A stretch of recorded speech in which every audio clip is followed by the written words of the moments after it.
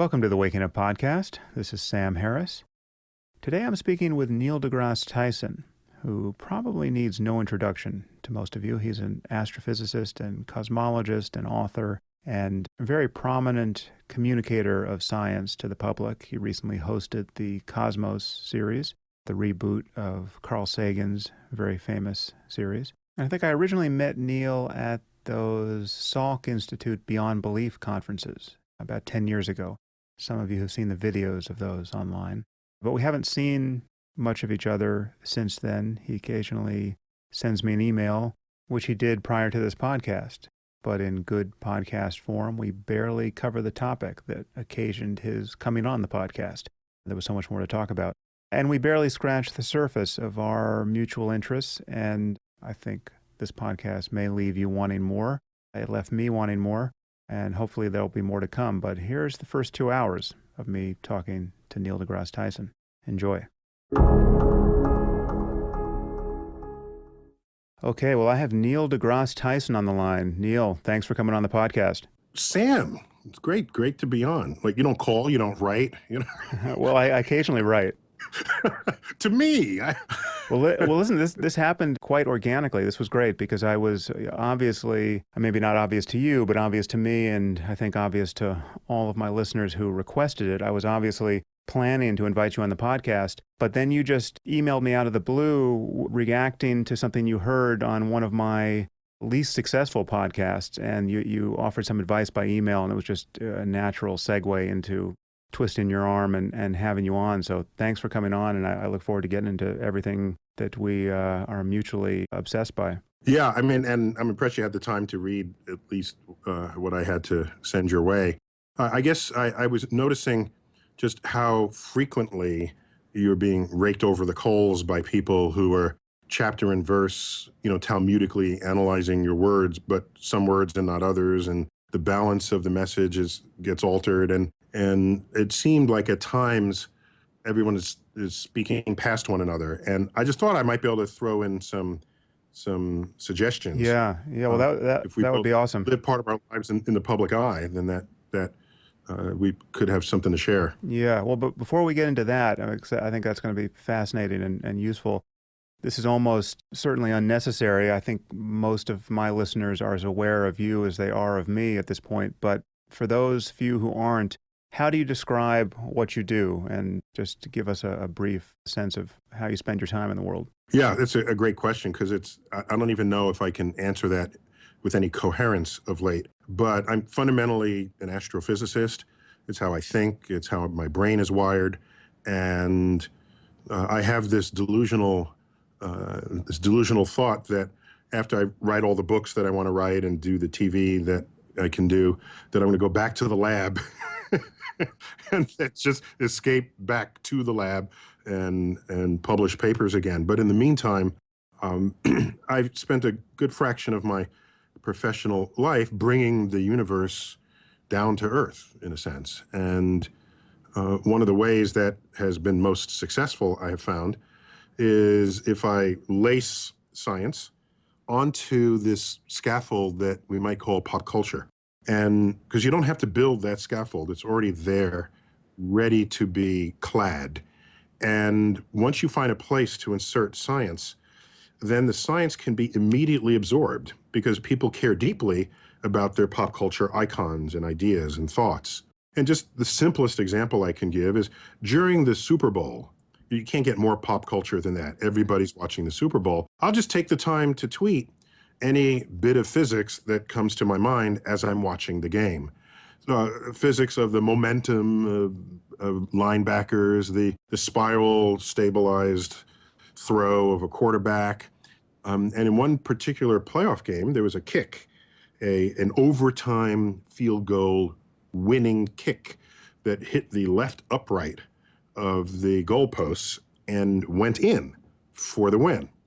And I said, wait a minute, what's the orientation of that stadium? I checked quickly and I ran a quick calculation. And I felt confident enough to tweet that score was enabled by a third of an inch deflection to the right due to Earth's rotation just the Coriolis force of Earth's Right, rotation. right. And so that was fun to calculate.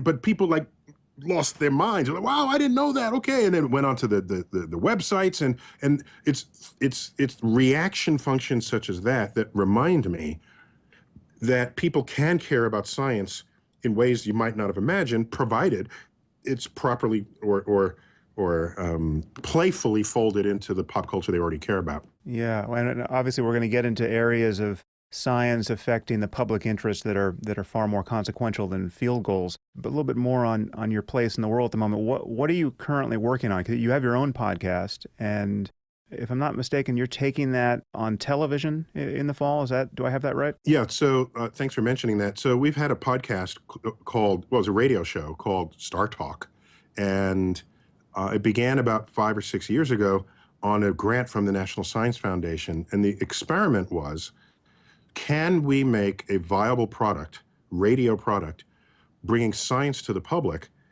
to people who either don't know that they like science or know that they don't like science? Is that even possible?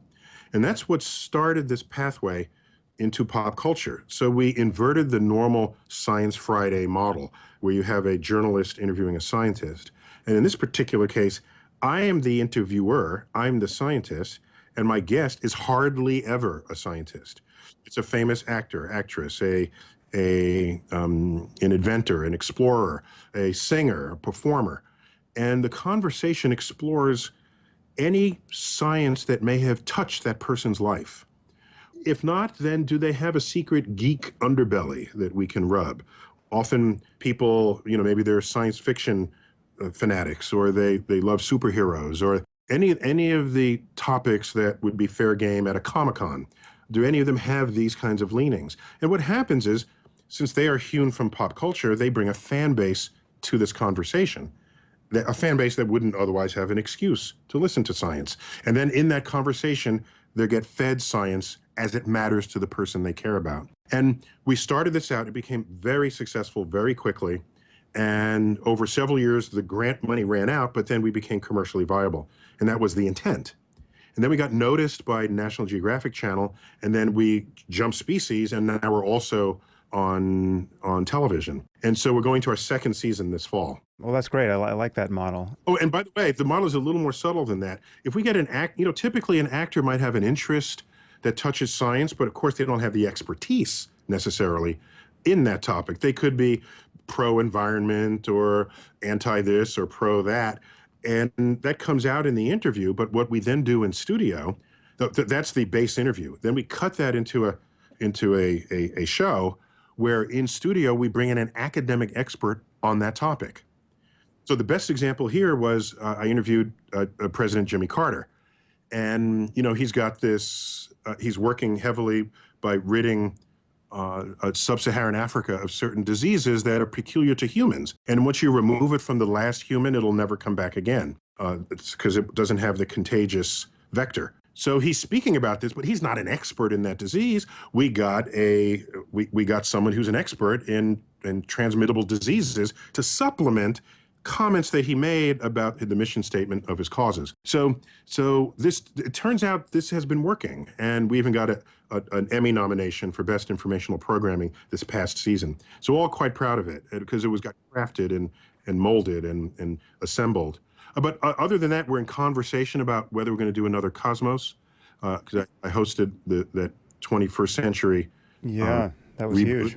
Yeah, it was very big, and I aired on Fox in prime time, and then scattered around the world on the National Geographic Channel. So science, I'd like to think that science is trending in some way, at least among some demographics. How much did Cosmos bump up your profile? I mean, you were already quite famous before that, but has it changed your day-to-day interaction with the public?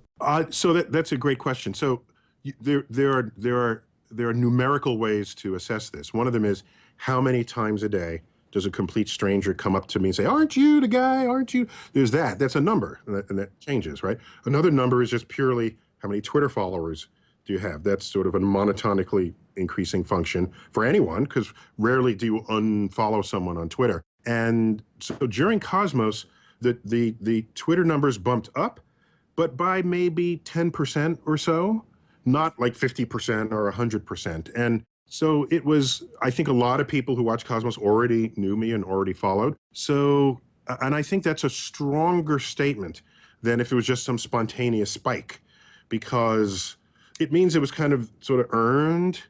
People are coming on, they see retweets, and it's kind of the slow build, I think, is a stronger number at the end of the day. And by contrast, when Charlie Sheen announced he would be on Twitter, 24 hours later, he had 1 million followers. They're not following him because of the tweets he had posted. They're following because they're fans of his, or they want to see him crash and burn, whichever. And so my Twitter following, however, has been very slow but real. And I like that because it meant that people are responding to the tweets themselves. Well, it's great to see your platform grow by whatever metric, because you are so good at publicly communicating science. And I think there are people who are cynical about that role when a scientist assumes it. You know, I think there undoubtedly there are scientists who attack you as a mere popularizer of science. I mean, they did the same thing to Sagan. They do the same thing to Steven Pinker. Well, let me just put that to you. How much does that noise even show up on your radar? That's a great question and an important question. And I can say, let me just say, I benefit from the fact that Carl Sagan sort of did this first. And he sort of cleared the brush and bramble. And, you know, there's blood on the tracks from him having done this in a way that no one had even approximated before. So now here I am on a partially, if not mostly cleared field. And I get to operate without what I'm doing surprising people. That's the first point. A second point, and this is, I take this very seriously. How do I retain this respect of my colleagues? Let me assume for the moment that the respect is still there, because would they tell me directly? I don't know if they no longer respect me. But what I do know is that I live in New York City, which is the news gathering headquarters of the United States. And even CNN opened an office here, having only ever been in Atlanta. So everybody's here. Whenever there's a late-breaking news story, let's say the gravity wave was discovered a few months ago, or the Higgs boson, my phone rings off the hook. And what I say to the press is, especially the TV media, I say, have you spoken to the people who actually did this work yet? No, we just want you to tell us what was discovered and why. I said, no, speak to them first. These people worked for decades, finally getting a result. It's their time in the sun. Talk to them, then come back to me, and I'll be happy to tie a bow on it, okay? And I've actually cultivated this relationship with the national media based here in New York, and that's precisely what they do. So if you look at news stories of major scientific discoveries that overlap my interest and my expertise, if I come in, it's at the end, and I say what the discovery means or its significance. And in that way, I think all boats rise in the tide waters. And I can't be criticized for that if, by my being a part of that story, brings more attention to their work. And so I've been very careful about that. And as a result, I still every now and then get invitations to do a year sabbatical at prestigious institutions. And I don't think that would happen if somehow people felt that I was a loose cannon out there. Right. I don't think people are aware of how much heat Sagan took for this. I might not even be aware of most of the details, but I just know in the abstract that he got fairly hammered by his colleagues for his role as a communicator of science. Is that correct? Yeah. So it happens on many dimensions. I mean, some of it is just what is the state of social maturity of the academic field. And even his closest collaborator for the original Cosmos, Steve Soter, who was also co-writer of the Cosmos co-writer with Ann Druyan of the Cosmos that I hosted. He, at the time, back in the 70s, when Carl Sagan was invited to appear on The Tonight Show with Johnny Carson, he thought it would be a mistake. How could you do this? This is entertainment. This is not news. He's a comedian. You'll be destroying science. And once that got unfolded and Johnny Carson turned out to be a fan of science and of skepticism, and all of a sudden,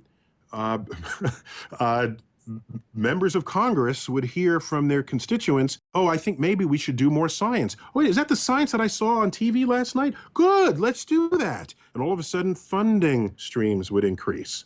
And so my field, the the astrophysics field, we were kind of early out of the box on this, and we did recognize ultimately, even in spite of the blood on the tracks, that it's a good thing for science, for people who, in the end, paid for the science through the national science tax monies that fund NASA, the National Science Foundation, and other sort of government agencies that serve this. In the biology field, of course, it's the National Institutes of Health, this sort of thing. If they're paying for it, at some point, they ought to know what you're doing. And if you can be good at that, then everybody benefits. So my field, I think we've matured past that. And now we can celebrate one another who have given some of their lives to, again, like as I said, bring the universe down to earth.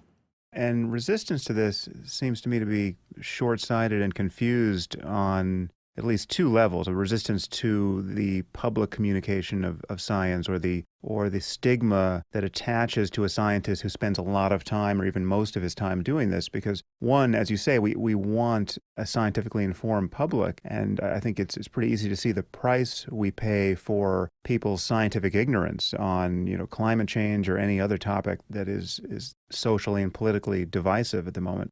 But also there's just this idea that there's some kind of clear boundary between the context in which you can make original and useful contributions to scientific thought. It's though in the covers of a 300-page book, all you could possibly be doing as a scientist is selling out, whereas in the context of a journal article that only 300 people are going to read, there you're doing real science. And I mean, this demarcation may make a little sense in pure mathematics, for instance, because no one's going to publish your theorem proof widely, and you're not going to put it on PBS or your next show.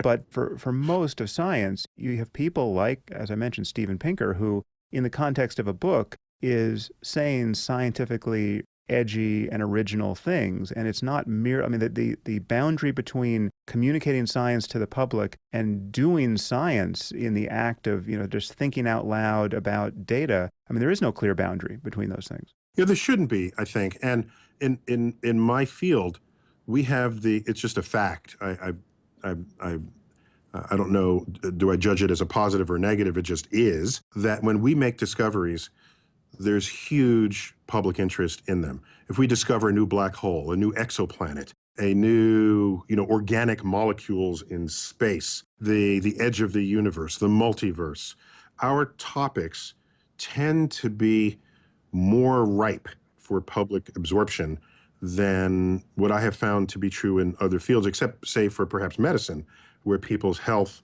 and well-being are directly affected by discoveries. And also our content feeds very smoothly into movie making and the storytelling of science fiction. And our vocabulary is actually, we shouldn't underestimate the value of a tractable vocabulary as part of formal lexicon. Consider that the official name, the official term for the beginning of the universe is Big Bang.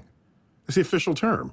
And how about this region of space you fall in and you don't get black hole, right? So light doesn't come out, black hole. We have this trove of single syllable words that are actually official in our field that are just fun for the public to follow. So that when I'm describing new discoveries, there isn't this smokescreen of lexicon that you have to get through just to even hear the idea that I'm trying to put on the table. The idea becomes, the idea is laid bare immediately because the words don't get in the way. So, and many of those topics, as you point out, are not, I mean, they're certainly not politicized. I guess the Big Bang, if you reach back far enough into our confusion, that the Big Bang becomes politicized. Or you could just say it happened 6,000 years ago.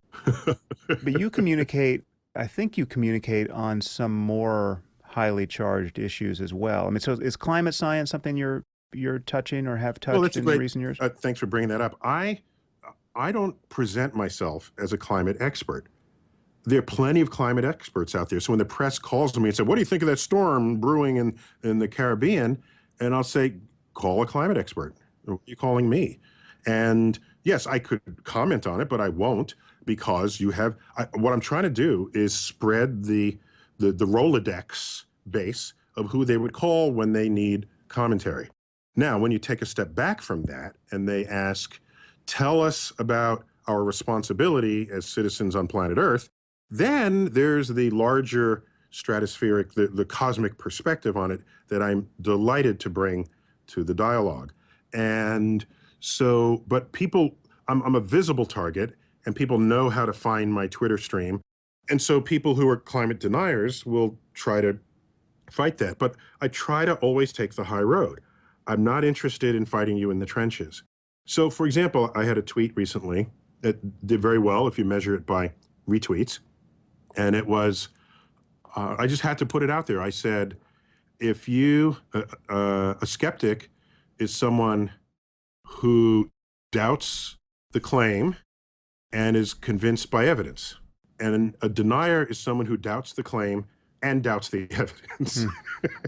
So something like, I think my tweet was better constructed than that. And I put that out there because in the trenches is let's fight about climate change. No, I think as an educator, I can help train your mind how to think about information and how to process information and how to arrive at conclusions. Because this is the ways and means of what science is and how and why it works. Then you're empowered. And then you can make whatever politically leaning decisions you must, but have them anchor on objectively verifiable science. That's my goal. But that's why you don't see me debating people. I don't have the time or the patience. I'd rather just educate you in the first place so that the debate isn't even necessary. So how political do you view your job in this sense? Because I'm hearing that there are certain things you don't want to talk about, not because you don't have a position on them, or that you don't feel yourself qualified to be the one talking about it necessarily. I mean, I take your point about climate science, but if I push hard enough, you have a view on it that you don't feel unqualified to express, all the while admitting that you're not the one doing original work in climate science. Yes, that's correct. And I will gladly state that when asked. It's just not, I don't have a climate change platform Right. that I occupy. So, in fact, I don't occupy any platform at all, as far as I can tell. And this frustrates some people because they want to attack me based on platform versus platform. And I'll just give you an example. After Cosmos, I was, some months after Cosmos, I was like the cover story of the National Review. There was a caricature of me on there. And by the way, I didn't think I'd gained that much weight between what I actually look like. The cartoonist's hand adds 20 pounds. I know, I'm not the buff guy I once was, but okay, fine. In there, I became really the effigy to be burned, the liberal effigy to be burned by the article, by the cover story article. And on my vest, because that's my trademark vest with the moons and planets, they had buttons representing every single liberal cause that's out there. So there's the gay rights button and the women's lib button and the anti-GMO button and I'm looking at it and say, wow, like I've hardly ever said anything about most of those subjects. And in fact, the little bit that I have said about GMO, I was telling people to chill out because practically everything you eat that you acquire from a grocery store is a genetically modified version of something that sometime long ago was natural. And so, everything's been genetic, milk cows, everything, big plump strawberries, oranges, and somehow people have drawn what they think is a genuine, yet it's arbitrary line between food that is natural and food that is not. I just made this point. By the way, that point is not even pro-GMO or anti-GMO. I'm teaching people that we as a culture have been genetically modifying organisms for tens of thousands of years, period. Now, take it to do, you still want to be against scientists genetically modifying organisms? Go ahead, but understand what the foundation is or isn't of that argument. And then I go home. I'm not going to debate you. Right. Well, so I'm just wondering though, if you feel a need that, for instance, I don't feel, or certainly someone like Richard Dawkins doesn't apparently feel, to preserve a kind of political neutrality on certain questions because you serve in a role that is, I mean, so for instance, I've noticed you've been on presidential commissions, science commissions over the years. Do you feel that you need to kind of walk a razor's edge between political passions and poles on questions of religion or, hot button issues of kind of culture war science, evolution, et cetera, because you're trying to preserve a kind of trust from both sides insofar as that's possible? So that's a great, very pointed question. So I'm going to unpack it into several variables.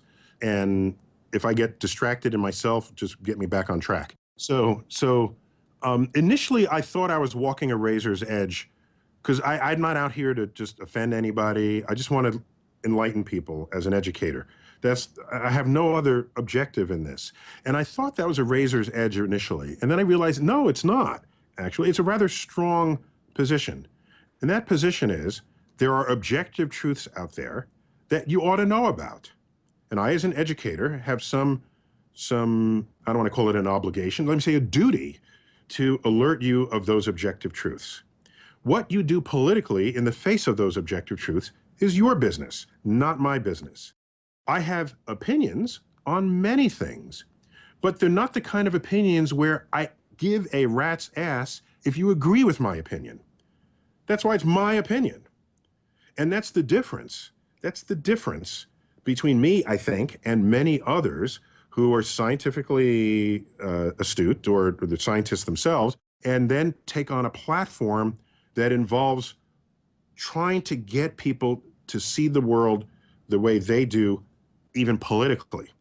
I have no such interest in doing that. Let me just apply a little pressure on that one point, though, because it seems to me that if the stakes are high enough, if the facts are clear enough, and the consequences of maintaining one's ignorance in the face of those facts are dire enough, let's say climate change rises to that point. Let's say human-caused climate change is as disastrous as Al Gore thinks it is, right? And I'm not, I don't feel especially close to the science here. The Al Gore index, yes. Yes, let's just say that it's as scary as the most scared person thinks it is, and we had good reason to believe that that was true, and now we're in the current environment of climate change denial that really has correlates almost perfectly with where you are in the political spectrum.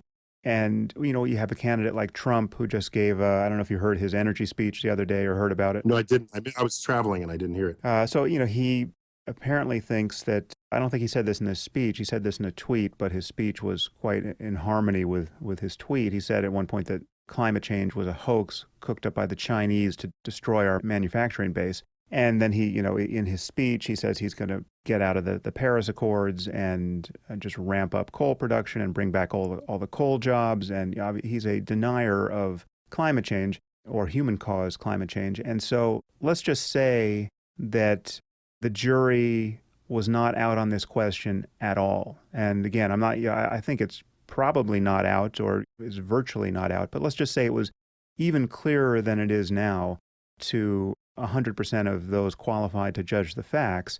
Wouldn't you feel that, so then this position you've just sketched out of, I don't give a rat's ass what sort of opinions you have and what sort of public policies you want to enact on the basis of the science, doesn't that collapse? Wouldn't you then have a duty to say that, in this case, Trump is a dangerous ignoramus who's not qualified to be president? So again, there are a couple of variables there. One of them is you're conflating two forces. One of them is that, let me back up. So I've never said anything against a politician. Why? Because politicians have electorates that support them. And in a free democracy, that is their right. I, as an educator, could go around hitting politicians on the head, but then there's the matter of all the people who wanted to vote for them. So for me, my target is not the politician. My target is the population who is following statements that are objectively false. I see it as my duty to train the electorate how to think about this information, period. And then once they're trained, they can vote for who they want.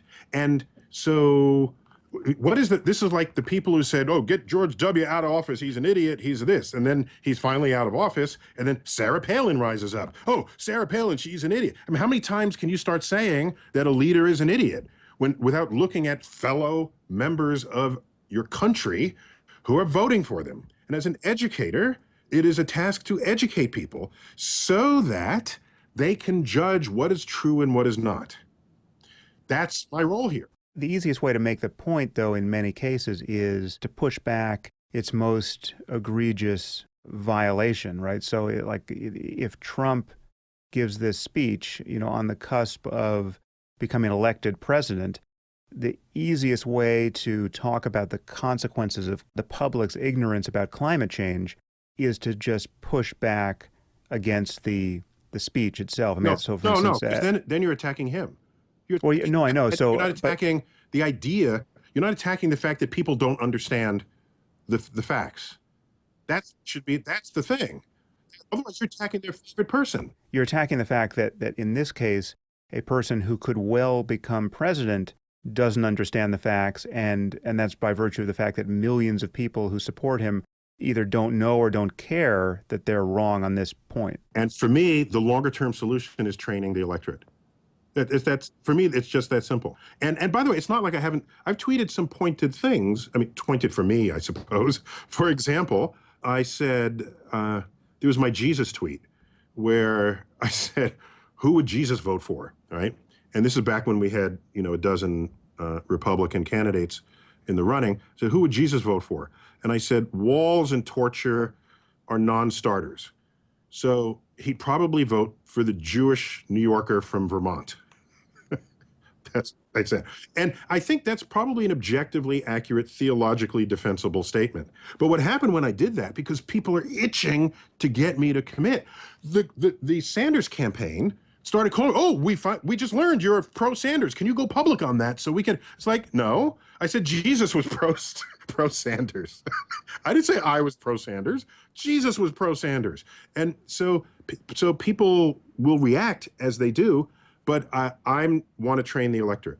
That's my goal. So I guess what I was fishing for exists here, but it has a slightly different focus. When I asked you about the political imperatives of your role, and you're wanting to preserve your neutrality for both sides of the spectrum, I was thinking more in terms of the kinds of people you have to work with or at least talk to in government from time to time. But actually, it's more that you want to preserve your trusted neutrality as an educator to everyone in the country, insofar as that's possible. Well, yeah, it's not so much that I want to preserve it. I just, in the sense that it's for self-preservation, it's not how I think about it. I just think about it as, it's not, I guess I'm not being deeper than the simple statement that I'm an educator. And the moment you start choosing sides against things that are political, which is people's right to do in a free pluralistic society, the moment you start doing that, then anyone who is not in the political leaning is not going to listen to you. You'll be an asshole to them, and you just shut off half the people who you could be educating. Yeah, no. When I said you're preserving your neutrality, I wasn't thinking you're preserving your reputation in their eyes. You're just preserving your effectiveness as a communicator, insofar as that's possible. Yes, I think that's an accurate statement. And let's take religion, for example. So here's something, I haven't written this yet, but I've said it multiple times in ways. People want me to sort of side up with the whole atheist movement and rid the world of religion and all of this. And you're the front of that train right there with your writings and your speeches. And I take a slightly different view. And I'm not as extreme. I mean, you are on the frontier with terrorism and comparing one religion with another. And that's way out there for me. Where I go and where I stop is I say, it does not matter to me what religion you are. Just know that your religion is a belief system and does not cue off of objective truths. Otherwise, we would call it science. And if you have a belief system, that belief system is constitutionally protected, And I don't have any problems with you holding that belief system. But the moment you hold office, where now you are making decisions that affect a pluralistic electorate, any laws you pass need to be based in objective reality. Otherwise, you are bringing a personal truth to bear on other people who do not share your personal truths. And that is a recipe for disaster. It's a recipe for revolution. And so I'm trying to, it's my way of saying that governmental decisions, policy, laws, need to be secular in a country that preserves religious freedoms. Yeah, so yeah, I'm glad you brought this up because I went out on Twitter yesterday, I think, just saying that I was looking forward to speaking with you and asking my Twitter followers what we should talk about. And this was probably probably no surprise to you, probably the most common question they raised, this lack of endorsement of the label atheist. You know, that you're not happily wearing this label. I actually, I have a talk I gave some years ago, I think entitled The Problem with Atheism, that I gave at an atheist conference. And as I've said before, it was the only talk I've ever given, certainly. I think it's the only talk I know about that started with a standing ovation and ended with boos and people leaving the room. And the point of the talk was for me pushing back against the label atheist. I said, there's no reason why we have to meet in bad hotels around this variable of political atheism and call ourselves atheists. And we don't call ourselves non-astrologers. If astrology ever became ascendant in this country and people were making decisions on the basis of the position of the planets, well, then we would talk about reason and evidence and common sense and science to neutralize those claims without ever defining ourselves in opposition to astrology. And I think the same thing can be done with religion. And as chance had it, in my first book, which inducted me into the small club of the new atheists, the End of Faith, I never even used the term atheist or atheism. And it's not that I withheld use of that term. It never occurred to me to use the term. I was just talking about the problems of religion, the opposition as I see it between reason and faith, and science and untestable, unverifiable claims. And so the political variable of atheism, I find, it may have its moment historically. It may be necessary to some degree to shine a light on the fact that you have by and large, the smartest and most educated people in this society politically anathematized and marginalized. But I think there's a real weakness in the term. But there is I think there's a difference between the two of us, at least in our public persona, which is I don't do anything to dodge the term, because if someone asks me if I'm an atheist, I will go on to say, very likely I will say how empty that term is. I mean, it has no philosophical content, and it doesn't capture any of what interests me about, quote, spiritual experience and things like meditation, et cetera. But I won't dodge the term because but from the view of most religious people, I am an atheist. I think these books were merely written by people. And I mean, that's really all you need to be sure about to be an atheist from the Christian or Jewish or Muslim perspective. And so I'm wondering, based on this Twitter storm I got, I think somewhere you have called yourself an agnostic as opposed to an atheist. So I just want to ping you about that.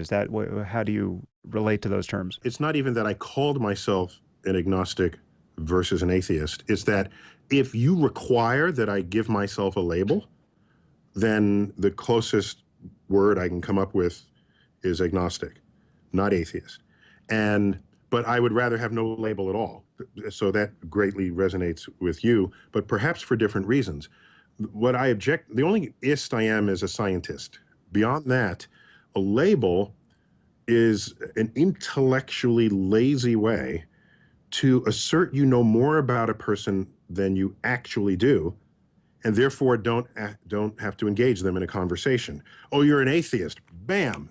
Out in comes a whole portfolio of expectations of what you'll say, what your behavior is, what your attitudes are. And what I have found, by the way, hold aside dictionary definition of atheist, because that's actually irrelevant to me.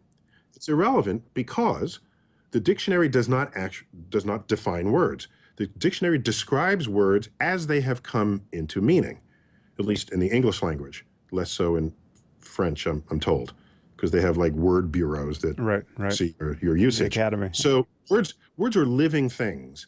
And I have seen the conduct of outspoken atheists, and there is conduct they exhibit that I do not. And so if there's an emergent sense of what an atheist is, and that sense is being defined by those who are most visible, then I have to say there's got to be some other word for me, but not that word. For example, this happened some time ago on my Facebook feed. There was a shuttle mission that went back when we went into space with our own spacecraft. There was a shuttle mission that went up to repair the Hubble. I was friends with several of the astronauts on board. So I posted STS, I forgot what it was, 125, or what, I forgot the number. STS launches today, and I said, Godspeed, astronauts. Okay? That's what I said.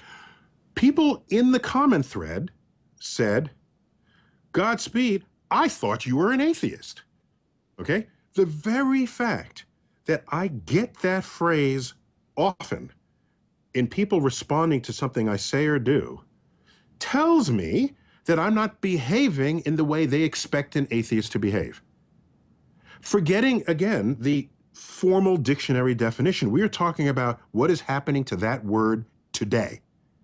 And so, yeah, I use the word Godspeed because that's historical with the space program. And John Glenn went up, it was headlines, Godspeed John Glenn. And Godspeed is not fundamentally different from goodbye. What was goodbye? You'd leave the city walls, God be with you, because it was dangerous out there. And God be with you got contracted over the years, and it just says goodbye. I was at an atheist conference, and I asked people in the room, who here uses the word, after I was raked over the coals for saying Godspeed, I said, who here uses the word goodbye? Everybody raised their hand. I said, did you know it meant God be with you? Oh, I didn't know that. Ooh. So now we have astronauts putting their lives at risk by going high speed, and then you have this corresponding term, Godspeed. I was perfectly happy to use that term, and I'll use it again. Not only that, I use AD and BC when I'm referring to years. All right? The Gregorian calendar and the Julian calendar were amazing works of timekeeping. And credit should go where credit is due. And with the Vatican Observatory, which was founded around the time that Pope Gregory made the measurements to establish the Gregorian calendar, give it to him. Give it up to him. I have no problems. Oh, I thought you were an atheist. I should use BCE and you know, so until there's a word that applies to me that doesn't then have people saying, I thought you were an atheist, I'm happy to have no label at all. That's what's at the bottom of this. And that is for much shallower philosophical reasons than how much you've thought about the word. Mine are just very plumb practical. You've actually thought really deeply about the word as applied to you. I think about the negative consequences of the label very much in the terms you do, but it kind of from the other side. So if you would admit to being an atheist, what you have admitted to most religious people. I mean, this is a term that's given its meaning mostly within the echo chamber of religious dogmatists. They think they know a lot about you based on your admission that you're an atheist. Yes. And I think in this talk, the analogy I drew is that it's almost like you're in a debate with someone and they draw the outline of a body, like from the police crime scene outline of a dead body on the sidewalk, and you just kind of walk up and lie down in it, right? It's just you conform perfectly to their expectations of just how clueless you must be of all the values and richness of experience that they know so much about in a religious context, which is not at all true depending on the atheist. I'm an atheist who spent a lot of time exploring changes in my consciousness that most religious people think only religious people know about, right? Classically, mystical states of consciousness with psychedelics, or a long time spent on silent meditation retreats. There's different ways to change your mind and your brain, and it just so happens that only religious language has been applied to this historically. And if you say you're an atheist, you are almost by definition from the religious side, not necessarily from the atheist side, you are disavowing all of that as either just frank psychopathology or conscious fraud or something that just doesn't bear looking into. That's just, again, it's a failure of communication ultimately. But the price you are paying that I'm not paying, I think, in the atheist community, is you begin to either look kind of shifty or not altogether honest if you keep dancing around the term or using a term like I'm an agnostic as opposed to an atheist, whereas you would never say you're agnostic about Poseidon in the same way that you're tempted to say you're agnostic about the God of Abraham. That's why I don't even use the word agnostic. It's been, I said, if you had to pick a word, then pick that word, but I wouldn't. I don't know that a word exists in this context. And there are other things, and there are plenty of atheists who would even agree with what I'm about to say, but just all told, I just don't think it fits the model. Like, my favorite musical of all time is Jesus Christ Superstar. And one of my favorite works of music is Bach's Mass in B minor, with Handel's Messiah a close second, and choral works, that is. And I love going into churches and to mosques and looking at the architecture and the artwork and the detail of the designs, and the fact that all mosques are aligned with Mecca. That's kind of an interesting fact.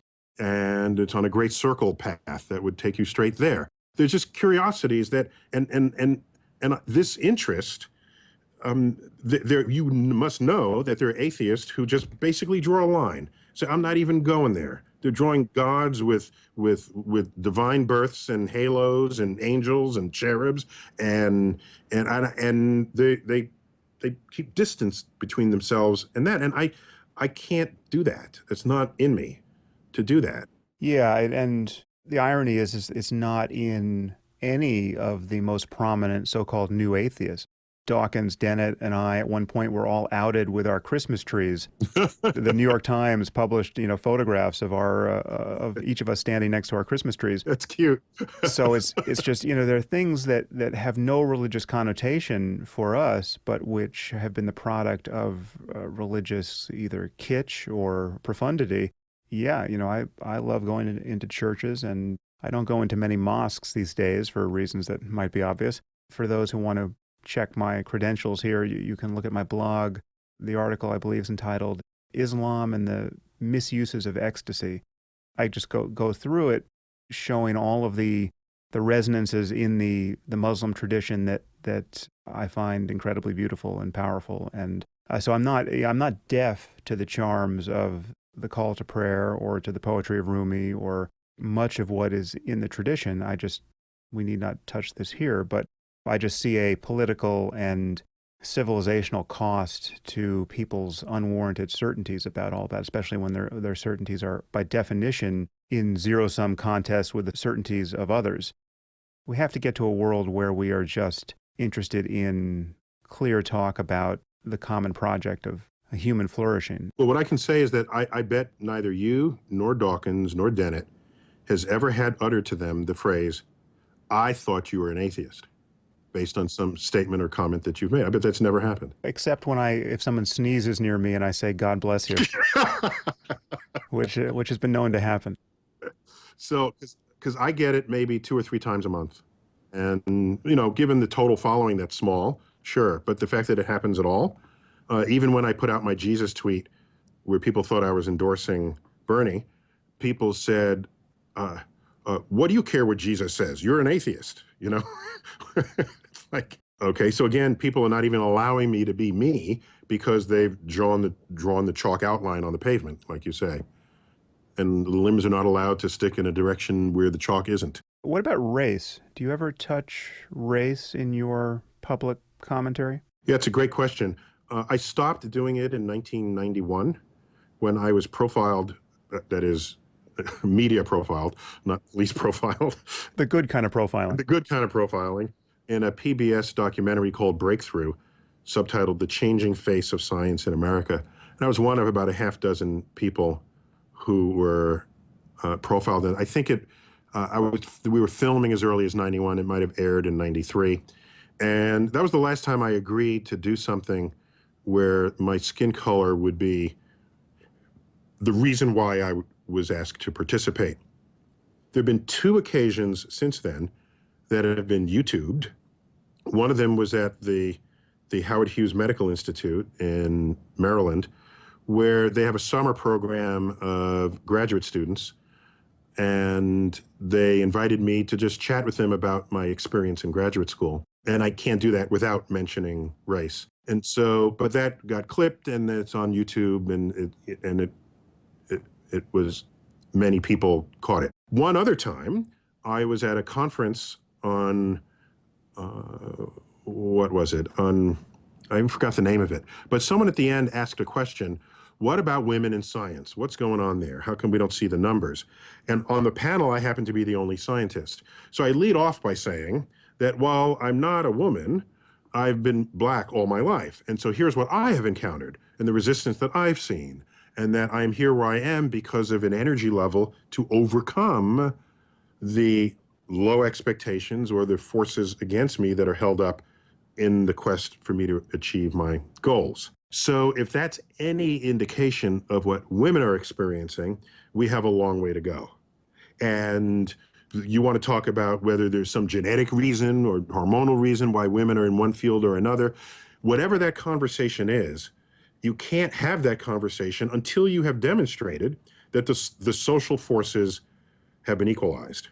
And I don't think people have been able to demonstrate that yet. So that's what I said. Now watch what happened. That got YouTubed, and it was up 7 years ago. 7 years ago or so. Then somebody reposted it like a year ago. And then it went viral, okay? It went, like, millions and millions of people saw it, because there I am talking about race. And they hardly have anything else of me talking about race, right? Because this is not what I do. And then on Fox News, the 5 at 5, they've got some thing there, my name came up, and they all were reacting to me and my name, and it's Fox News, so it's news theater. And one of the guys says, Tyson, I hate that guy. Every time I turn around, he's talking about race, and he's talking about how he had to struggle. And I'm thinking, oh, he must have only seen this one video and presumed that that's the majority of my output, when of course it isn't. So lately I just simply steer clear.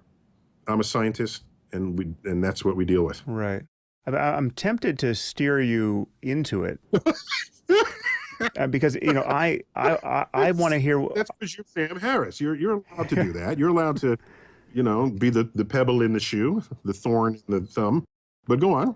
Because, I mean, frankly, you know, I would really want to hear what you think about race. I mean, you obviously have a unique vantage point, being one of the very few famous black scientists, and you know, race is becoming. I mean, you know, the fact that the last thing you said about it was 7 years ago suggests to me that there's a lot you might say about this moment now in our, you know, public conversation. And when you look at the kind of pendulum swing the liberal community and college campuses have executed of late, where you have a kind of political correctness on campus where it's just every conversation about this and other charged topics is just so heated that, I mean, now in many cases you can't even have the conversation. You have, you know, people just shouting down any unpopular opinion. It's racism and feminism, both almost together in life lately. Yeah. So it's, you know, as an educator, it would be very interesting to hear your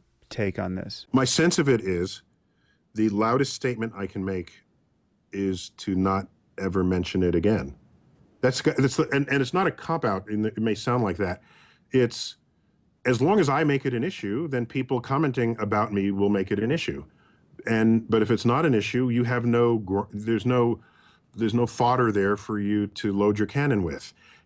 So, for example, there's a period there where people referenced me as an affirmative action baby, that if I were not black, no one would know who I was. And I thought that was an interesting comment, but I didn't respond to it because I'd like to think I'm above such levels of, that's getting into the trenches, and I don't have the time, energy, or the interest to fight people in trenches. But what I do know is that as recently as 10 years ago, there were taxis that would not pick me up going north in Manhattan. Harlem is north of where I might have been looking for the taxi. As recently as about 10 years ago. There's still occasionally taxis that don't pick me up, but this is a numerically measurable thing. And so it used to be 2 out of 5 taxis wouldn't pick me up. Now it's 1 out of 10 won't pick me up. Now, that might be more cosmos than cultural progress. Well, I thought about that, but I can wear a hat and glasses. I have various disguises. The problem is I can't wear a mustache because I already have a mustache. So it doesn't work as a disguise. So I tried to gauge whether it's Cosmos, and those numbers change smoothly before, during, and after Cosmos. So that's why I'm pretty sure Cosmos did not affect it there. And not only that, there'd be people coming up to me and they say, "Oh, you're the smartest black person I know," or "You should be a role model for the black children," right? I was getting that 10, 15, 20 years ago. Now, that's not what is said. People, "So I want you to be a role model for my kid." And the kid is a blonde white girl, right? And so there has been a real and measurable shift. And I have not made race an issue, and neither has the emergent population who has learned science from me, neither have they made this an issue. And I can say this, one of my great disappointments was I was on stage with Richard Dawkins on a panel, just the two of us. I guess it's not a panel, it's a conversation titled "The Poetry of Science." And we were invited by the atheist group at Howard University in Washington, D.C. This is an HBCU, of course, one of the flagship historically black colleges. And one of the objectives there was to explore, well, how come atheism is not as large in the black community? And I said, I don't want to talk about atheism or the black community. Let's just talk about science and let that be the attractive force. Well, we are on the campus of Howard University, a mostly black college, and here's an auditorium with 2,000 people in it. Maybe 5% of the people were black. Really? Wow. Yeah, I was like, wow, okay, that's interesting. That's real interesting. Yeah. What percentage of the campus is black? The last I saw was over 90%. It might even be higher. But that does seem more. So I understand you didn't want to talk about it, but that does seem worth talking about. I mean, that's because even I knew what to expect there, and even I find that alarming. Right. So here's another interesting point, and I don't have a good answer. I can make up an answer because I know I can make up a cause because I know the answer, but I don't know if it's the right cause. Atheism in the black community, whatever it's in, I can tell you this, that the church in the black community has not historically been taken a posture regarding science. The church in the black community has been much more a servant of the community. It's been a place where people meet, where they, the bake sales, the whatever, and you don't find the black churches going to change school curriculum, to put one thing in the science curriculum and take other things out. That level, I think people were just worried about trying to get the vote. So sit there and worry about what is being taught in schools. So the religious black community has not historically been anti-science. Let me just put it that way. And so I had less concerns about whether or not you had legions of black atheists running around. It didn't distract me or bother me. Right. Well, so I totally respect your wanting to essentially proceed as though we live in a colorblind society, or to try to keep a kind of a colorblind bubble around your functioning in our society. But I feel like your silence on this question or on this topic could be misinterpreted. I mean, so basically it could be interpreted as the assertion that either we've achieved enough on the topic of racial inequality that living as though there's no such thing as race is the only path forward, or the normative path forward. And it may be that you want to say that. It may be that you're kind of more on that side of the spectrum. And when I think of visible black writers and commentators who have made noise on this topic, the spectrum is the two extremes. I would put someone like Larry Elder on the one side and Ta-Nehisi Coates on the other, where, so Larry Elder, for those who don't know, is a political commentator mostly. I think his background's as a lawyer, but he more or less says, the affirmative action is purely harmful. We just have to move forward as though the race doesn't exist. We have a black president, get over it. I mean, I could be doing some injustice to his position, but it's pretty close to that. And then Ta-Nehisi Coates is saying, we should be paying reparations for slavery, and we have made very little progress, and in some sense, having a black president is merely token progress.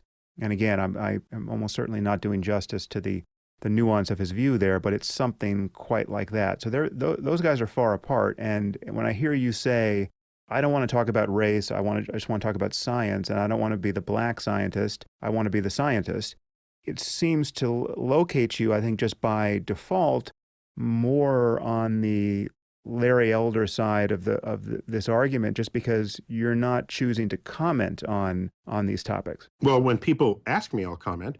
I just don't make it part of my platform. I don't say, I'm coming to your city and I'm going to talk about race and sex and injustice. And no, that's not what I do.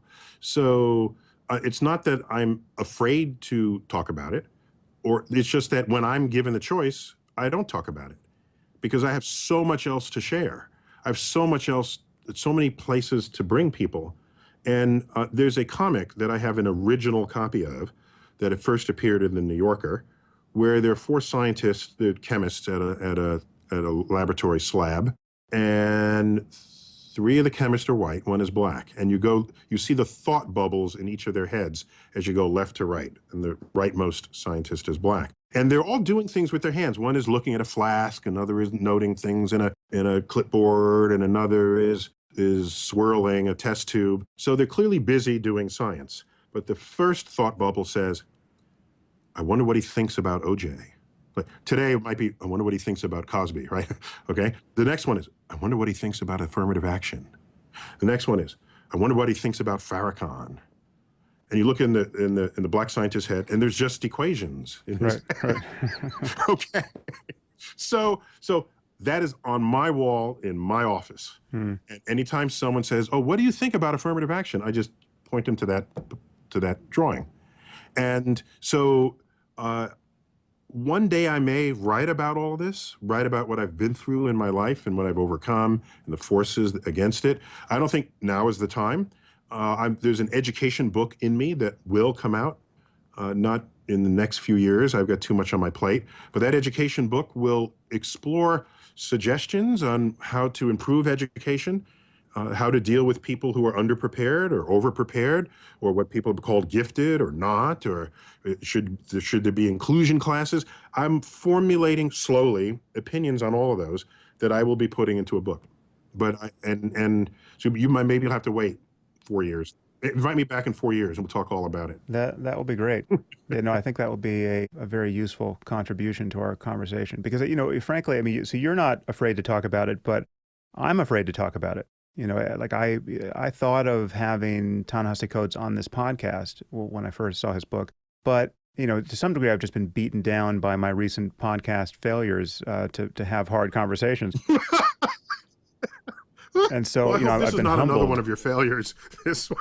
But, I think that conversation probably would go terribly. And, for reasons that wouldn't be all my fault, but for reasons which I don't consider myself, wise or skillful enough as an interlocutor to contain the damage. And so, yeah, I mean, I would love, the ideal case for me would be to be able to have you on my shoulder helping me with that conversation because I think the end game for me ultimately is obvious that we have to get to a colorblind society, right? I mean, so like, race can't be an important variable morally, intellectually, or any other way that really matters. It's not that it's not a biologically valid concept at all. I mean, that if you're going to talk about sickle cell anemia, you're talking about a phenotype that is genetically determined, as is skin color. So it's not crazy to talk about race, but we have to get to a place where we're just human beings with various qualities that can be expressed for good or for ill. But how to get there is the challenge, and it's very difficult for for a white guy like me to sort of stumble into that conversation, trying to hew to what seems like a very idealistic line that is detached from the day-to-day reality of living as a black man or woman in a society where racism is still an issue. I mean, I think you would do a lot of good as an educator blowing out the pipes on that particular topic. Yeah. So, but I'm not ready for that yet. But I will be. I don't like going public on something that I've only half baked in my head, because it's irresponsible, actually, especially given the following that I now have. But when that comes out, I would have read everything and I would have formulated it. And if I'm still a little confused, I'll say that candidly. But if I think I've got a pathway, just the way you have, your books are very carefully researched, and I know you're a deep and careful thinker. And so, and I know you're a deep and careful thinker because there are topics that I might have leaned one way or another, and then you present information and evidence that more fleshed out things I hadn't really considered as, yeah, he's got a point. Yeah, all right, I'm with you. Let's do it. Especially when you gave all your long discussion about guns. And I'm a New Yorker, and I, largely anti-gun. I grew up, if you had a gun, you were ready to commit a crime with it. You're not going to shoot pigeons, right? Or, well, we'd love it if you shot pigeons. You found the best pro-gun argument yet in New York. Yeah, okay. Well, so yeah, and needless to say, when you write that book, and if I still have a podcast, I will bend your arm hard to get you on, because that would be great. But so let's see. We've spoken for more than an hour now, and actually haven't gotten to any of the topics we thought we were going to talk about. So, I have a few more minutes if you want to hit them quickly or succinctly. Well, there's a nice segue here to the topic you emailed me about. So I had this conversation with Maajid Nawaz, which was one of these fraught conversations that has beaten some measure of humility into me, and it didn't go well. And we were talking about profiling, and we were talking about the migrant crisis in Europe. And you wrote me saying that there were some assumptions I was making about how quantitatively sophisticated she was, or many people are in these kinds of conversations. The disposition to think in terms of probabilities and statistics can't necessarily be assumed. And I just want to hear you give me some better judgment on that topic. Well, we've all been in the situation where you make a generalization, which is statistically accurate for the majority of the cases that you're referencing. So you might say something like, on average, men are taller than women. Okay, that is a precisely correct statement. But in every crowd, there's going to be someone who says, that's not true. I know a woman who's much taller than men. Well, okay, that person was thinking about your sentence differently from how you actually worded it. And they're living in the exceptions of the generalization that you're making. And it's an interesting, I don't know if that's the cost of an educational system that does not teach probability and statistics, because probability and statistics had to be invented, and it's a relatively modern branch of mathematics. It wasn't much around back in Galileo or Newton or we had to, and the fact that it had to be invented, and it was invented relatively late, must say something about its absence in our best capacity to think natively on these topics. And so another one is, if you might say, most water bottles are made of plastic. Just say that, okay? It's a stupid example, but it'll make the point. And then someone says, no, I know about this other bottle that's made of glass.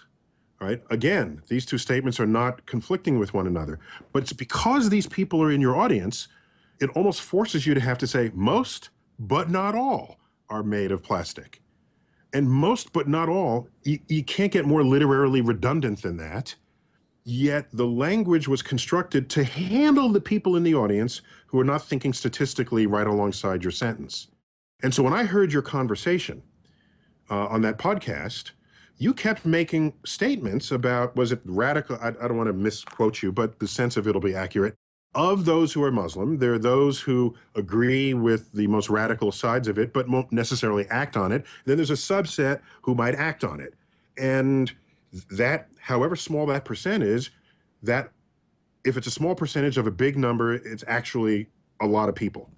And her persistent response throughout your entire podcast was, you can't paint all Muslims into that category. And you're speaking by one another. you were not converging. And so since you're the host and she's the guest, my quote criticism of you, it wasn't so much a criticism as an observation. You have to have a conversation in the same universe as the person you're having the conversation with. You can't expect them to come to you. You're the host. You've got to go to them. And if that's how she's thinking about it, your sentences need to be in that world. And they weren't. And so, of course, there was conflict. Of course, she kept having to stop you and say, you're not hearing what I'm saying. She didn't say this explicitly, but she was probably thinking it, you're being a bigot or anti-Muslim or whatever. So I just thought that your tactics of communication, by the way, you're one of the most articulate people I have ever heard speak. All right. You have precise command of words that is uncommon in Americans. You hear it in Oxford orators, but what comes out of you, wow, I think to myself, boy, that was a good use of a word. Wow, that was a sharp, and they're not necessarily big words. They're just sharp use of perfect words in the right moment and in the right place. But you're also highly educated and you have philosophical, what am I trying to say? You have learned thoughts that when placed to a page are best read by other academics. Yet you publish it to the public. And then you cry foul when the public misunderstands what you're saying, because there's one sentence that's way more potent than another sentence. And you think they're equal or equal parts, but they're not. They're not received equally. They would be as read by an academic because they're looking at your comment carefully. But to the public, if you say, I can understand, again, if I misquote you, correct me, but my sense will be accurate. I'm paraphrasing you. I can understand why one might choose to torture. I don't agree with it, but I understand why. Well, these are two statements. Now, where are you going there? Well, if I'm anti-Sam Harris, I'm going right to the statement, I can understand why you should torture. And that's my soundbite. So you didn't, in your writing, you did not shape the sentences and the paragraphs for the person who's reading it.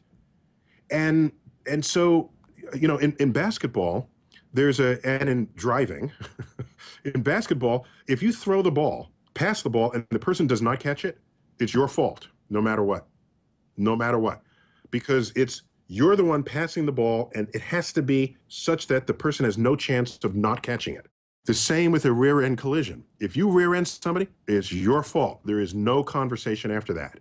So as writer, as communicator, as articulate as you are, I think you need to share at least half, if not 85%, of the accountability of people misreading what you say. Yeah, I would agree to that, except obviously I've suffered enough of this and paid attention out of purely self-interest enough to know that some of this is actually consciously malicious, where it's not a matter of a misunderstanding, it's a matter of someone is simply lifting a misleading sentence, a sentence that can't help but be misleading out of context, so as to spread a falsehood about my views. I mean, one really egregious example here is in one of my books, I think it's Letter to a Christian Nation, I was talking about the naturalistic fallacy in moral philosophy and how you could never say that because something is natural, it is good. And we're not tempted to say that. We're not tempted to say that about rape, for instance. Rape is perfectly natural. Dolphins rape, orangutans rape.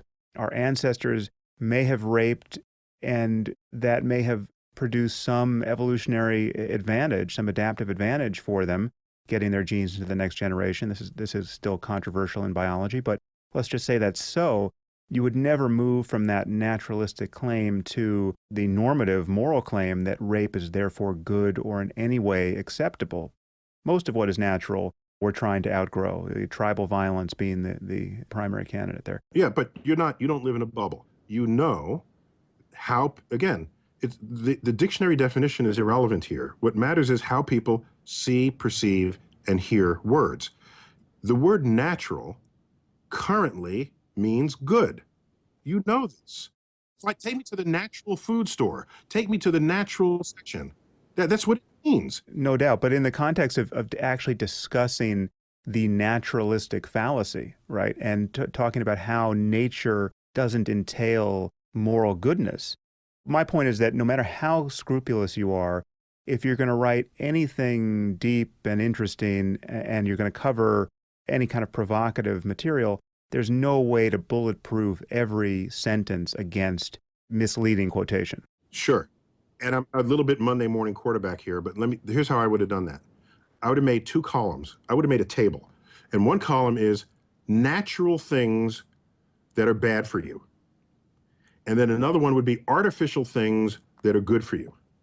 And then, and then if rape is one of the things that is naturally say, there is rape in these species, and that is nature. And then it's a table, and then you just look at it's a lookup table, composing whole sentences around it, making arguments for it.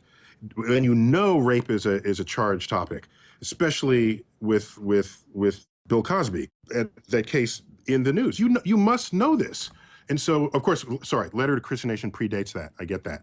But you take your charged words and shape them in a way that make them a little more bulletproof from being abused. That's all. And that's the contract you should have with your audience, to communicate with them. Yeah, well, I'm a slow learner, but I think I'm getting better. But I have more enemies, so I don't actually know that I don't know that I could possibly know that I'm getting better, because there's so many more people now who want to find every nit to pick. So this is a kind of a funhouse mirror I'm looking into now that is never going to get straightened out. Maybe you have to have more sentences that say most but not all. Yeah, I'm going to use most but not all of the time. So to close, I want to touch something that is clearly in your wheelhouse and a happy topic for you, because I tried to pull you into the swamp of controversy. Because you are a swamp. Little success. I'll have you pick.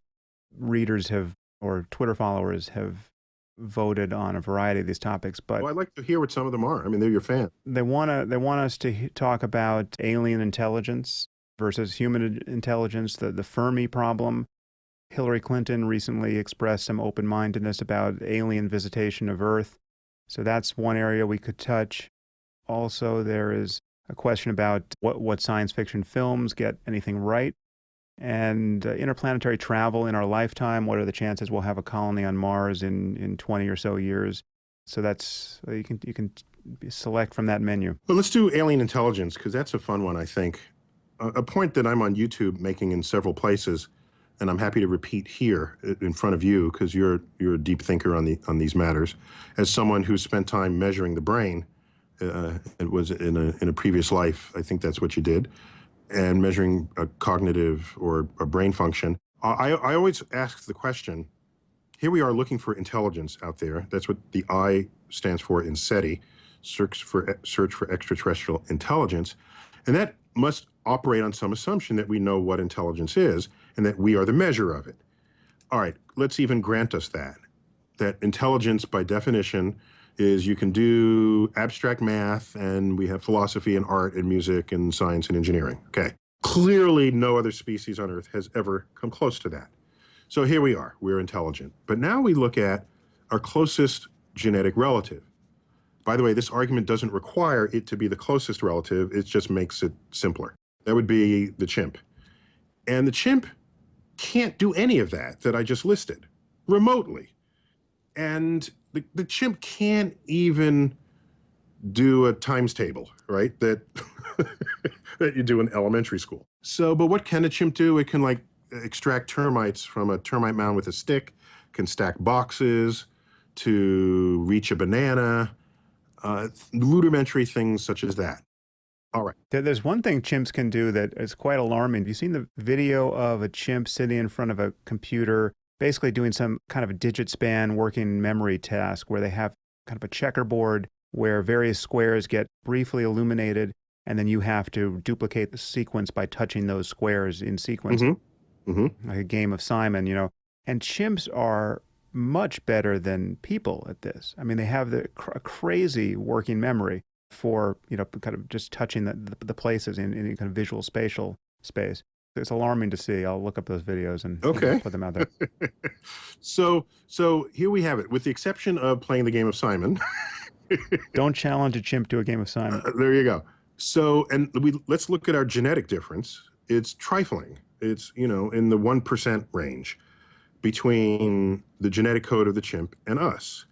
That's the smallest genetic difference than between we and any other species. And in fact, as I've read, the genetic difference between chimps and humans is less than the genetic difference between chimps and gorillas.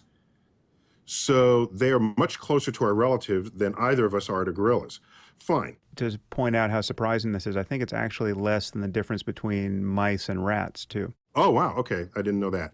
So here we have this. Now, so what that means is the entirety of our intellectual distinction between us and chimps can be found in that trifling difference in DNA. All right. So now let's find an alien species. And if we use this DNA scale, presumably they wouldn't have DNA, but let's say you can map it onto this scale. Let's say they have this same trifling amount difference in their DNA relative to us that our DNA is relative to chimps. That would mean our most advanced activities would be the most trivial things for that species to accomplish. And the list of things I gave you that the chimp is doing, our toddlers do that. And that's like the smartest chimps. Our toddlers do it. Well, what does this advanced species of aliens do?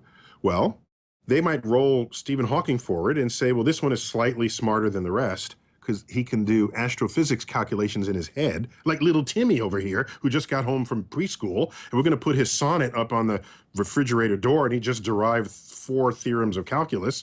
Oh, isn't that cute? And so I'm imagining that something as triflingly different from us can have such vastly greater intelligence than us that they would not view us as intelligent.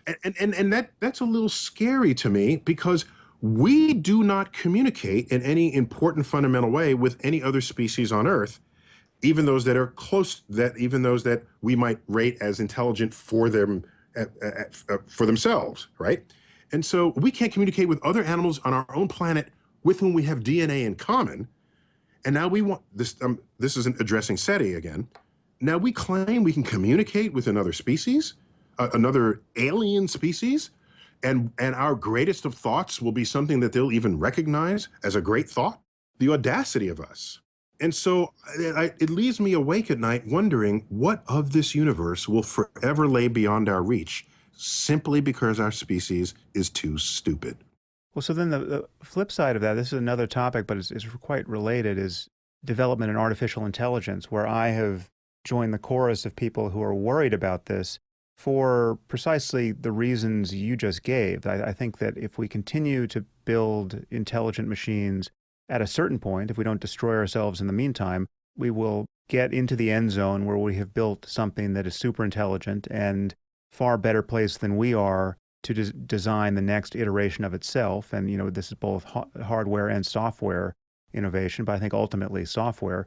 So we're going to have a super intelligent machine, whether we can leave consciousness aside. Maybe there's nothing that it's like to be this machine. Maybe the lights might be off, but it's still intelligent in the sense that it's far more competent than we are in any area in which intelligence applies. So, the best chess player in the world is a computer now and will always be. And just imagine 1,000 other intelligent functions being expressed by a machine that is getting better by the minute at all of them because it's making changes to its own code.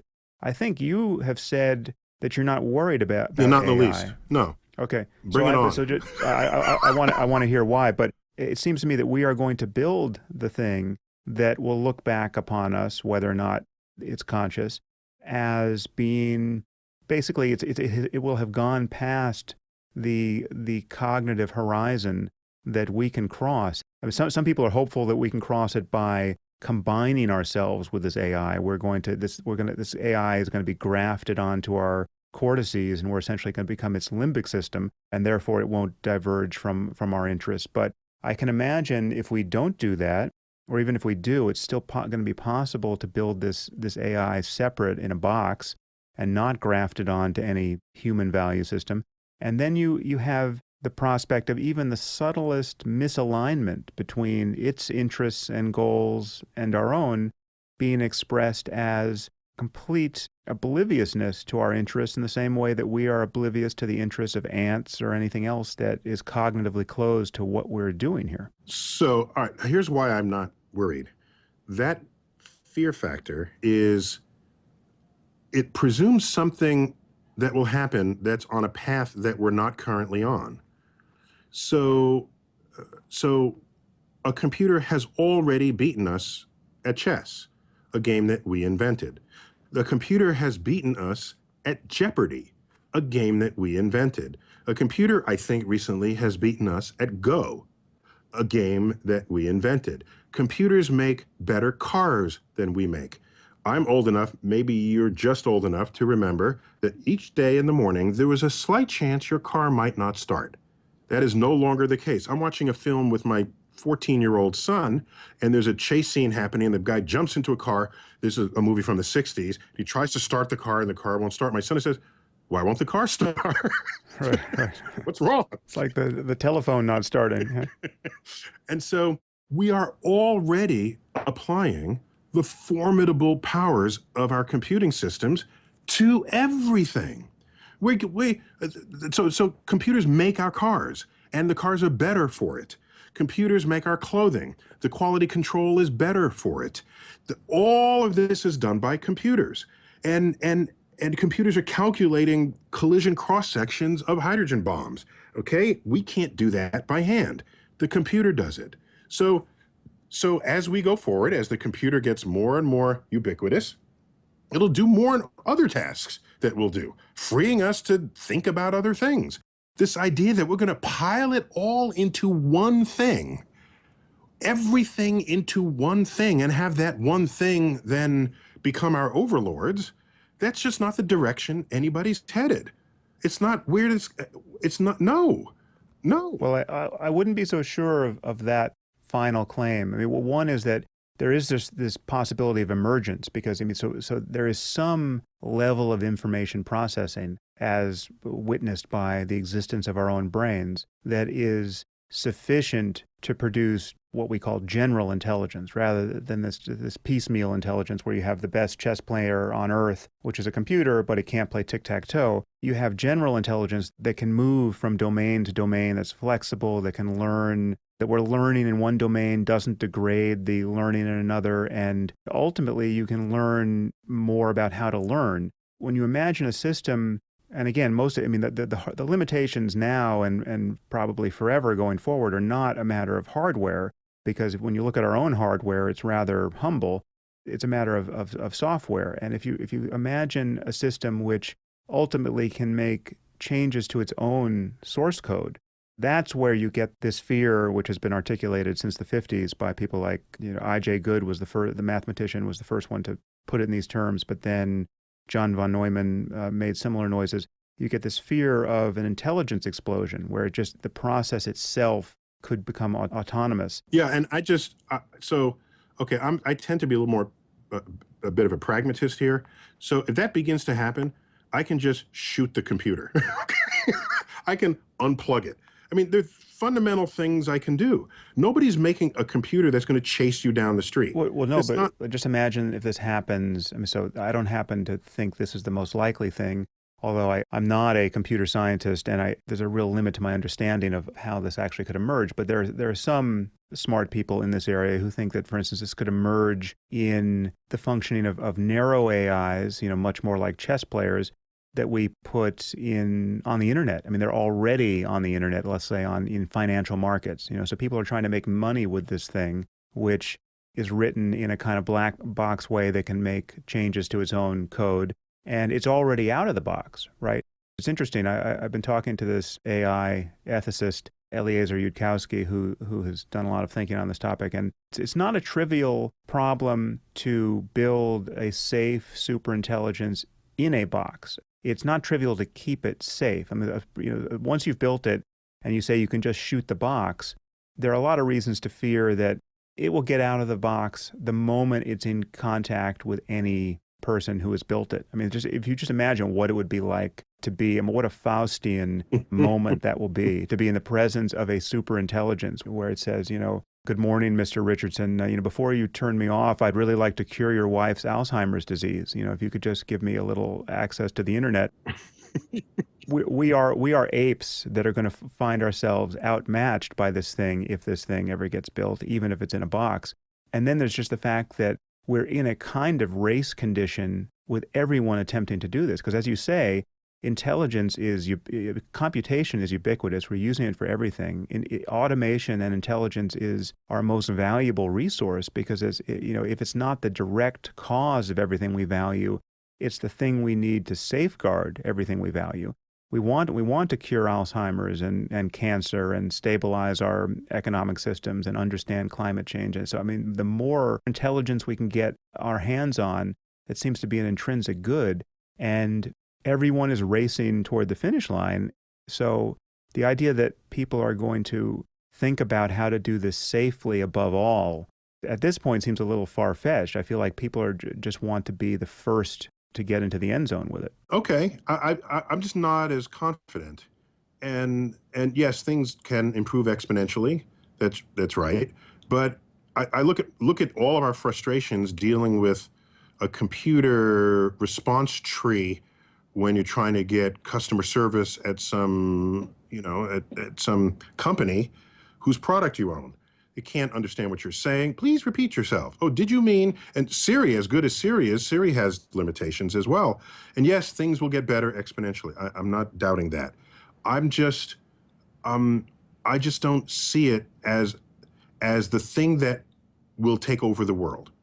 I think I will see it as a hugely valuable resource to possibly solve our problems. I think you're making two different points there. So to say that AI now is practically non-existent, or it's bad, or it's incredibly narrow and not at all scary, that's true. And that really is just a statement of, if anything, just time. It would take a long time. This is not going to happen in 2 years. It's not going to happen in 5. It may not happen in 50. But also, if I upload my brain into some silicon place, and that then becomes me, what happens if I physically then go to the Bahamas and leave that silicon thing back somewhere else? I meet people, I have a pina colada, I come back, I now have life experience that the computer doesn't. Oh, yeah. At the moment that I uploaded all that was me. No, the uploading is a kind of a separate issue, which I think is fraught with philosophical problems and problems of identity that you point out. The moment you copy yourself onto the hard drive, assuming this is possible, of the matrix, I think there are two of you. That's not you. Certainly not you the moment your life histories begin to diverge and you have your pina colada and it doesn't. But leaving uploading aside, let's say we never integrate with this. We're just building better and better computers. If intelligence at every level, whether you're talking about the intelligence of a cricket or the intelligence of an alien species that is billions of years more advanced than we are, if it is at bottom a matter of information processing in some suitable physical system, and there's nothing magical about doing that with meat, the meat that we're made of, and you don't need biological tissue, and that a suitably advanced digital computer is doing the same thing at the level of information processing. And I think the jury is no longer out on that, which is to say there's no reason to think that there's something magical about meat and that it requires biological tissue to do this. Then at some point, whether it's 5 years or 50 years, we will find ourselves in the presence of truly general artificial intelligence. And then the radical difference there, if nothing else, is just the pace of processing, where biochemical circuits are 1 million times slower than electrical ones. So just imagine if you built an AI that was just as smart as you, no smarter, but it worked 1 million times faster. Right, so it's like for that'd be pretty good. Yeah, it would be functionally omniscient the moment it can make improvements to itself. So every week is the equivalent of 20,000 years of kneel time, right? Be so all you can be. At what point do you decide to shoot it? After an hour and it's made 120 years of progress. It's had 120 years to think about what to do in the event that you decide to shoot it, and you've only had an hour, right? So that's my concern. Okay. So another reason to agree with me on gun control. Let me agree that one day a general intelligence will emerge. I don't think it's in our lifetime. I think it's farther away than people are saying. And the people are saying it's imminent. It's almost, they're behaving like cult leaders. What does a cult leader do? The world is going to change and follow me, and it's going to change in our lifetime, right? No cult leader has ever said, it's going to change in 300 years, follow me now, right? It's not how cults work. So there's a cult dimension to why people are attracted to this prospect, that the whole world would be completely different after the singularity. But I don't think that if that happens, I don't think it's anytime soon. Right. Certainly more to talk about there, but we have exhausted a generous portion of your time today. So I think that's a good place to stop. And I have a 20-second answer to the Fermi paradox. oh, sure. Oh, let's hear it. Yeah, of course, it's Enrico Fermi who suggested that, because you can do the calculation that if intelligent civilization becomes spaceborne and they send generation ships to populate the planets of other stars, that you could populate the entire galaxy easily over an evolutionary timescale. So, in other words, the galaxy is 100,000 light years across. So that's quite a ways. But if you send ships to planets and then they build their own ships from natural resources there, and then they populate 10 planets, and each 10 populate another 10, you can grow that exponentially. And what's a power law, I guess, and and in so doing, easily within the life expectancy of a species, you can populate the entire galaxy. So his question was, given that likelihood, where are they now? How come they haven't visited? That was the question. So I have two answers for that. So I have two answers. No, I only have one answer. I think maybe they have visited, and we're so disappointed with our intelligence, there is nothing here for them, and they just moved on. Harping back to our intelligence question. If we are so stupid, we don't want to think this way because our hubris prevents it. But if we are so stupid relative to alien intelligence, are you going to stop at a planet full of ants and say, gee, I wonder what they're thinking of. Let me stop and try to have a conversation with them. It's not going to happen. So maybe they, in fact, have seen us and have ignored us because we are of no interest to them. And then another thought I had, maybe we were just completely unlucky, or they were unlucky, and they landed on Earth in San Diego during Comic-Con. Well, no one is going to notice you. You blend in completely with everybody in costume. And there it is. We've lost our opportunity to talk to. That's my two hypotheses. It is curious where they don't show up. I mean, the idea that they're showing up only to molest cattle and chase someone down on a country road in their pickup truck after he's had a few drinks. Yeah, at 2:10 in the morning, right? 10 minutes after the bars close. Yeah. If they're being cagey about their presence, they're doing too good a job, I think. It's called the shyness problem. Right. Right. Well, I actually have one final question, which is a quick one, which I always forget to ask a podcast guest, and I promised to ask smart people like yourself this very question. If we did have one person from either alive or from human history that you know about to put up against this alien brain, the one who you think stood a chance of being the smartest representative of our species ever, who would you put in that role to dialogue with the aliens? Yeah, that's a great question. I mean, I think the UN has thought about this, and they actually identified a person who they would put forth as the first person to greet the alien. And it's a woman from somewhere in Southeast Asia who is also an astronomer, if I remembered that article. It's some years ago. I thought it was an interesting exercise to go through that line of thinking. I think what you would want is somebody who has sufficient fluency in the maths and the sciences to be able to lay out some of what we know that has a chance of being represented in a similar way by another intelligent species, by intelligent aliens. So for example, the organization of the elements on the periodic table, those elements are fundamental. We see them across the universe. They're organized that way because the physics, the nuclear physics and atomic physics requires that of us. And if there's anything that is, quote, genuinely universal, it would be the elements and the physics that describes them. So you'd want to make some first steps where you can come to agreement that, yeah, we are talking about the same thing here, because you need a common place to start before you can show what's different. Otherwise, nobody's talking, there's no communication at all. I don't want you to be constrained by who you know actually knows all those facts or knew all those facts when they lived, because Newton obviously didn't know those facts, but Newton could be a good brain to put forward.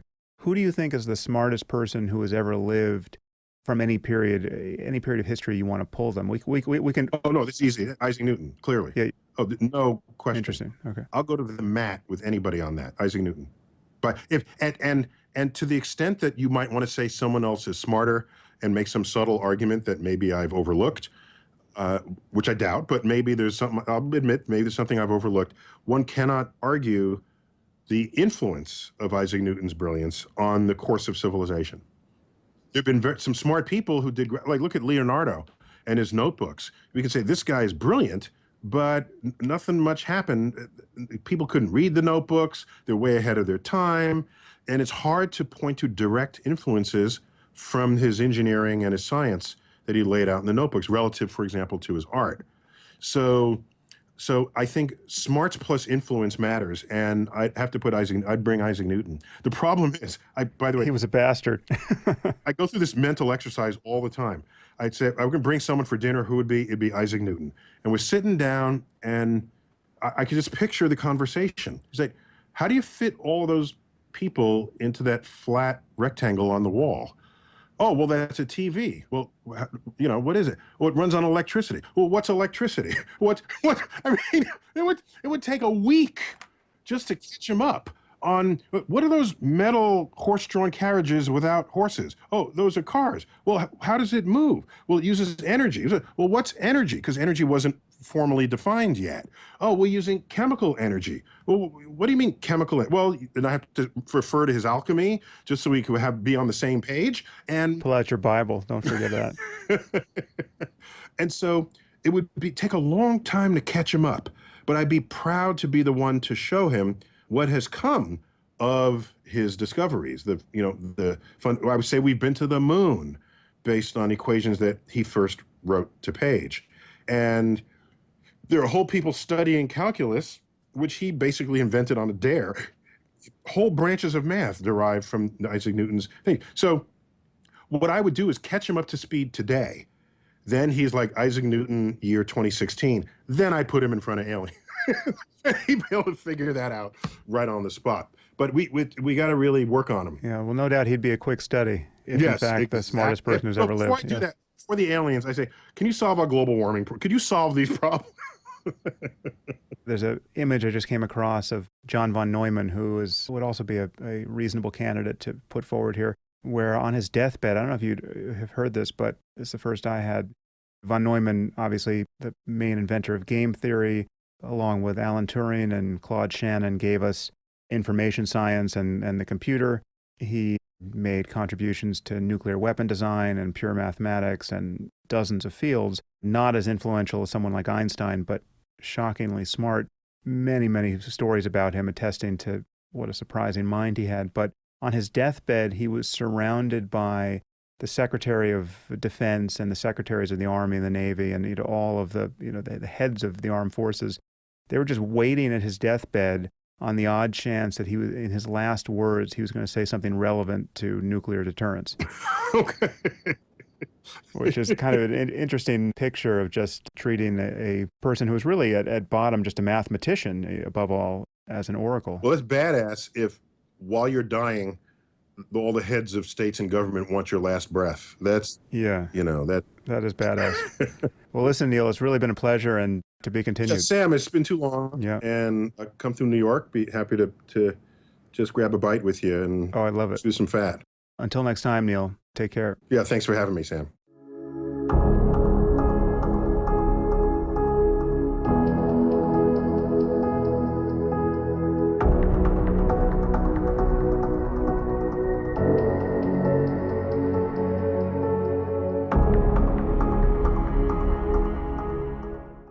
If you enjoyed this podcast, there are several ways you can support it. You can leave reviews on iTunes or Stitcher or wherever you happen to listen to it. You can share it on social media with your friends.